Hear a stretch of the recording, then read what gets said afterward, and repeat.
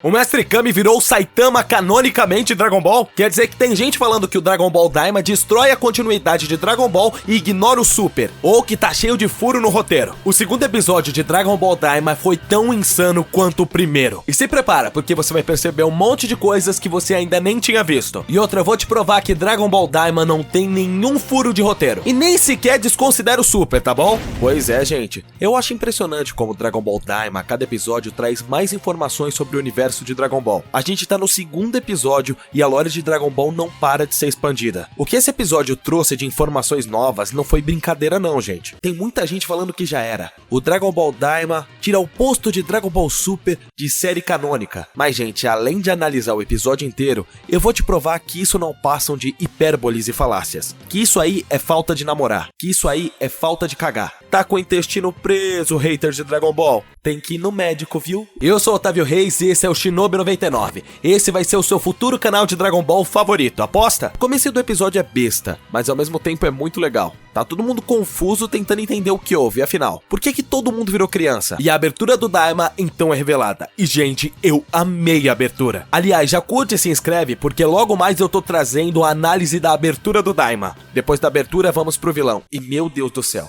É impressionante como o Rei Goma tem uma pegada muito Babidi e Pilaf e esses vilões bestas de Dragon Ball. E sinceramente eu gosto demais dessa pegada, porque esse humor dele provavelmente é uma cortina de fumaça pra distrair a gente pro vilão principal, que na minha opinião pode ser tanto a Doutora quanto o Degas. Ou seja, os irmãos do Shin. Pode ser que seja só um dos dois, ou os dois, né? E a gente descobre uma coisa nova também. Mais um retcon, que é quando algum conceito ou história é alterada. Que nem quando inventaram no Super que a fusão Potara só é permanente para as pessoas da raça Kaioshin. O que também aconteceu no episódio passado, quando o Kibito e o Shin aparecem sem estar fundidos. E criaram o conceito de que o gás na barriga do Majin Buu é capaz de separar qualquer fusão Potara. Sendo que no Super, os mesmos aparecem fundidos. E quando eles se separam no Super, foi porque pediram ao Shenlong, e o primeiro episódio deixou bem claro que Dragon Ball Daima se passa antes do despertar do Bills, ou seja, antes do Super. Ou seja, também tem muita gente falando que isso foi um furo de roteiro. Mas gente, eu vou falar bem a real.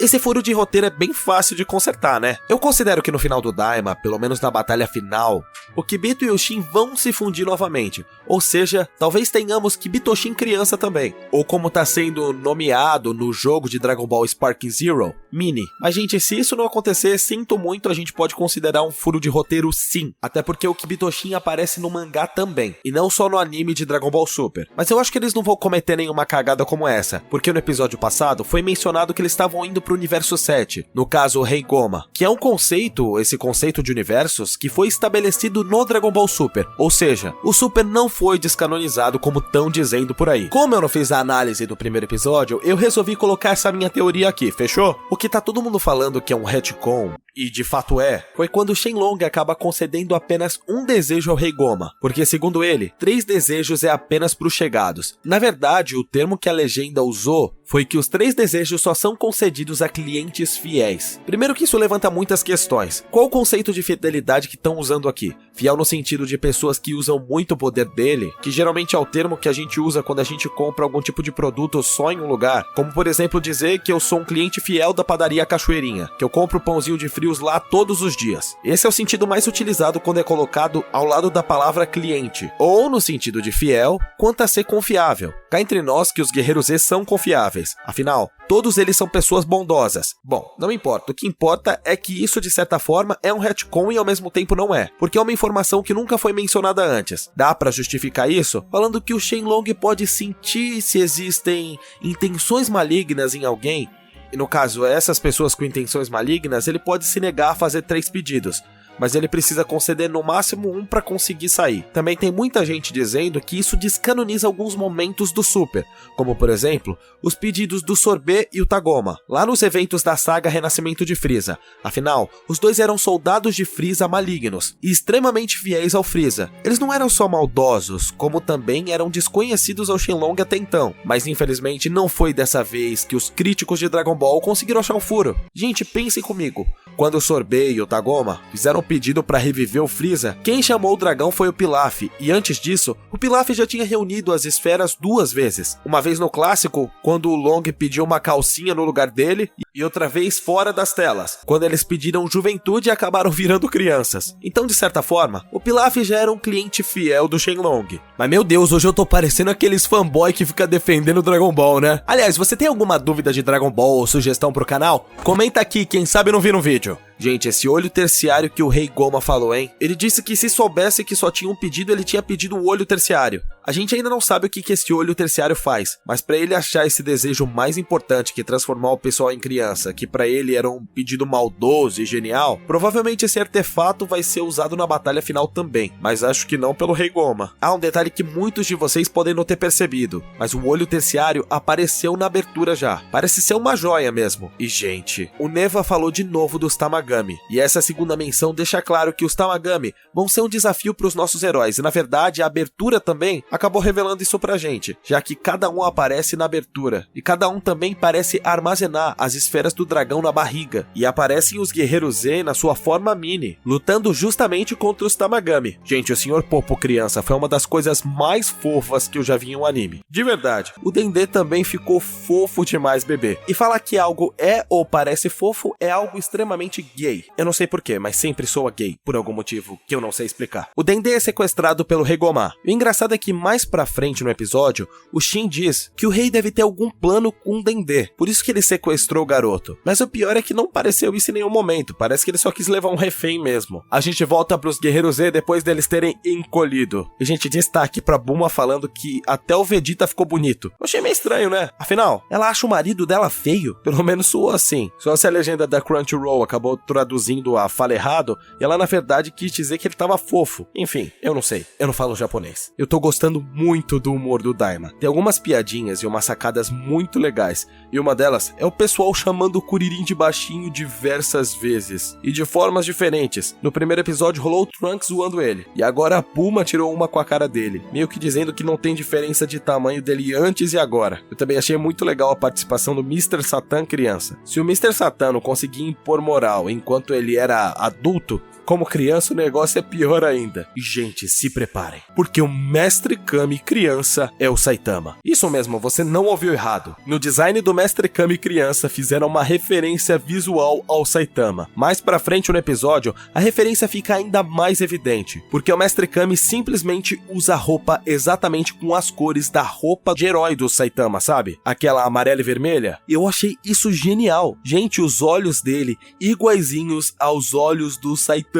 Eu amei, de coração. Eu sinceramente não consegui entender o que eles queriam fazer com essa referência, porque esse estilo de olho que colocaram no Mestre Kami geralmente não é o estilo de olho que é usado em Dragon Ball. É bem diferente. É igualzinho de One Punch Man. Então pra mim isso é uma espécie de confirmação que realmente é uma referência ao Saitama. Inclusive uma coisa que tá chamando muita atenção pra mim é que o Dragon Ball Daima tá respeitando muito o estilo artístico e o traço do Akira Toriyama. É como se fosse uma ode, uma homenagem ao próprio Akira. O estilo do Akira é único, não dá pra negar. Inclusive, qualquer pessoa pode aprender a desenhar no estilo do Akira Toriyama, sabia? E não é difícil não, é só você treinar um pouquinho. Inclusive, se você quiser um passo a passo para aprender a desenhar os seus personagens favoritos, na descrição e no comentário fixado vai ter o link de um treinamento muito legal para você aprender a desenhar. Eu garanto para você que vale muito a pena. O Mestre Kami ganhou um destaque muito legal como criança. De verdade, para mim ele foi responsável pelo melhor momento do episódio. O momento, inclusive, que eu mais ri. Eu vou falar para vocês mais pra frente, inclusive. O poder que não era usado há muito tempo foi revivido. A telepatia. E pasmem, foi usado por Trunks e Goten crianças pros dois se comunicarem. Bizarro. Não, e na verdade crianças não, bebês. Porque como bebês eles ainda não têm a capacidade de se comunicar. Uma coisa que a gente precisa concordar é que a ausência do Gohan é meio bizarra. Eu tô achando que ele vai aparecer mais pra frente, ou que ele nem vai aparecer de forma cravada mesmo. Nem vão se preocupar em colocar o Gohan na história. Porque vamos lembrar, nessa época o Gohan tava afastado dos treinos mais do que nunca. época. Tanto que essa falta de treino acaba desencadeando naquele papelão que ele passou no renascimento de Frieza, onde ele quase morreu. O Shin sentiu uma presença estranha no templo de Kami-sama. Então eles levam o Goku pra lá. No meio disso tudo, a gente descobre uma informação nova sobre o Degas. Já não bastava ser irmão do Shin, o cara é o caçula. Se inscreve e curte agora ou você é uma mula. Sempre dizem que o caçula é o pior. Comenta aí, você é o caçula da sua família? O Piccolo revela que Neva é um Namekuseidin lendário, que ficou no reino dos demônios pra proteger as esferas do dragão de lá. O que na verdade, gente, é muito estranho. Os Tamagami estão lá pra quê? Algo de certo está errado, ou algo de errado está certo.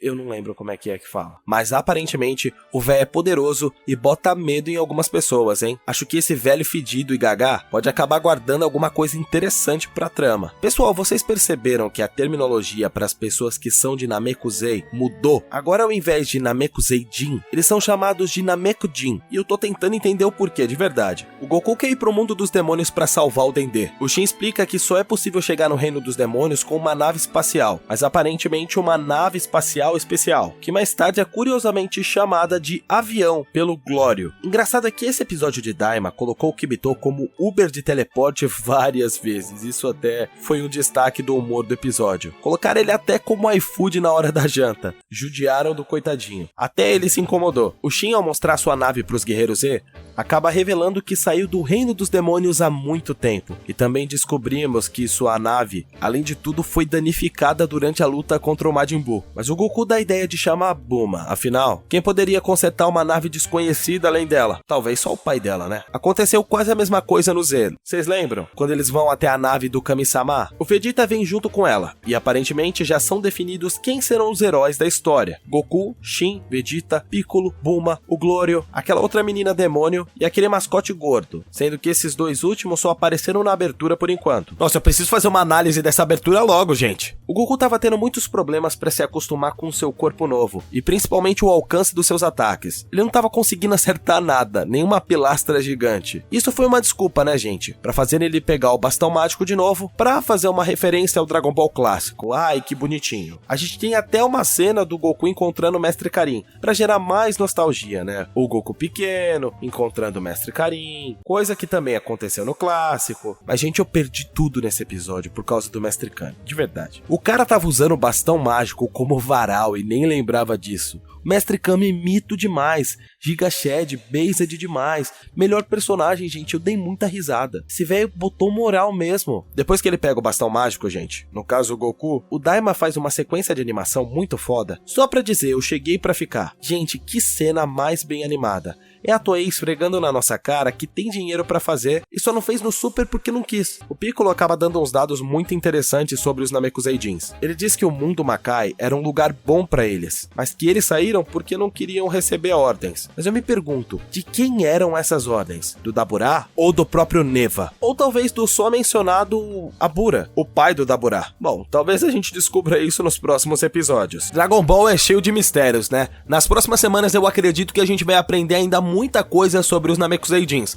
Ou aliás, os Namekujins agora, né? Mas tem um mistério sobre o Super Saiyajin 3 que a maioria das pessoas não sabem. Por que ele não tem sobrancelhas? Eu revelei pra vocês no vídeo que tá aqui nos cards aqui em cima. Mas melhor, eu te lembro de assistir no final do vídeo, fechou? Então no finalzinho do episódio aparece o Glório. Gente, e meu Deus, o nome do episódio é Glório e o cara só aparece no fim do episódio. Isso foi completamente bizarro. O Glório aparentemente é um caçador de recompensas. E quem mandou ele foi o rei do terceiro mundo dos demônios. E sinceramente eu não faço ideia do que isso significa, porque eu nem sabia que tinha segundo mundo dos demônios. Levando em conta o nome, lá deve ficar o tal do olho terciário que o Rei Gomá tanto quer. O Rei provavelmente quer que o Goku impeça que o Rei Gomá pegue esse artefato. No final, só vão Shin e Goku, e o restante do pessoal vai na nave do Shin que a Bulma tá consertando. Isso a gente vai ver nos próximos episódios, né? Se você quer aprender a desenhar no estilo Dragon Ball, tem um link na descrição e no comentário fixado. Você lembra do Rikun das Forças Especiais Ginyu? E se eu dissesse pra você que o Rikun